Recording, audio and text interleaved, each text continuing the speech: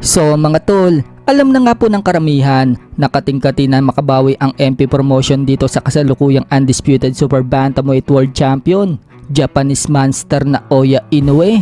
Dahil sa masaklap na pagkatalo ng kababayan natin na si Marlon Tapales, kung saan knockout ang sinapit nito kay Inoue. Gusto nga po makabawi ni Sean Gibbons at Manny Pacquiao dito sa The Monster. Kaya naman, sa susunod na laban ni Inoue kontra kay Luis Nery, tutulungan ni Manny Pacquiao itong si Nery kung paano talunin ng isang kaliwete si Oya Inoue ng napaka-easy lang. Sa mga hindi po nakakaalam mga tol, kaliwete itong si Luis Nery katulad ni Marlon Tapales. Subalit noong time kasi na nagpipere-pere itong si Tapales para sa labang kay Inoue, busy si Manny Pacquiao at hindi naturuan ng aktwal si Tapales. Pero pagdating dito kay Luis Nery mga tol, matuturuan siya ni Pacquiao ng aktwal dahil magsasama sila sa iisang training camp. Naghahanda din kasi si Manny Pacquiao sa paparating niyang laban sa exhibition sa Thailand kontra sa Muay Thai legend na si Buakaw Banchamek.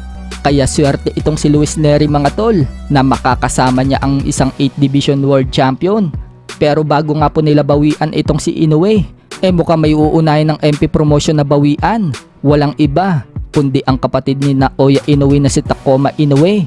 Ngayong February 24 na po kasi ang laban ni Angkahas at Takuma na magaganap sa bansang Japan. So mukhang ito muna ang pagtutuunan ng pansin ni Pacquiao, ang talunin ang kapatid ng The Monster. Napaka-importante po kasi ng laban na yan dahil nakasalalay dyan ang world title. Kung matatalo ni Angkahas itong si Takuma Inoue, magkakaroon muli ng world champion sa boxing ang Pilipinas. Naubos na kasi ang world champion natin mga tol. Kaya kung sakaling makalusot si Angkahas, siya ang kauna-unahang magiging world champion sa taong 2024. Masasabi natin na talagang gagabayan ni Pacquiao itong si Angkahas dahil nabalitaan natin na nagkita pala itong si Pacquiao at Team Angkahas at nagkaroon sila ng meeting. At malamang isa dyan sa pinagmitingan nila kung paano talunin ni Angkahas ang kapatid ng The Monster. Kaya sa darating na February 24, suportahan po natin si Angkahas sa bigating laban niya. Kasalukuyang pupuspusan ng pag-iinsayo ni Angkahas kasama ang national team. Isa po yan sa magandang prepara nila dahil mabibilis ang mga nakaka-sparring ni Angkahas. Alam naman po ng karamihan mga tol, ang laruan nitong si Takuma Inoue puro puntusan, hindi katulad ni Inoue mga tol na hard hitter. Samantala, sa isang video naman mga tol, nagbibiruan po si Yumar Marshall at Jarwin Angkahas.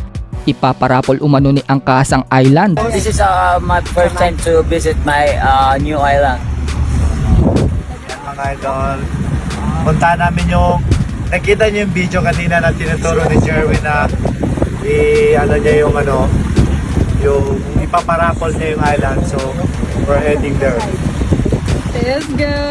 Sa kabilang banda naman mga tol, matapos nga puling mag-viral ang referee na si Tony Weeks dahil sa maagang pagtigil niya sa laban ni Virgil Ortiz versus Fredrick Lawson nito lang nakalipas na 2 araw na ginanap sa Las Vegas. Hindi nga po ito ang unang beses na nag-viral si Tony Weeks sapagkat ganyan din po ang ginawa ni Tony Weeks sa laban ni Rolly Romero versus Ismael Barroso. Inawat din niya ang laban sa round 9 kahit hindi tumatama ng solid ang suntok ni Romero kay Barroso.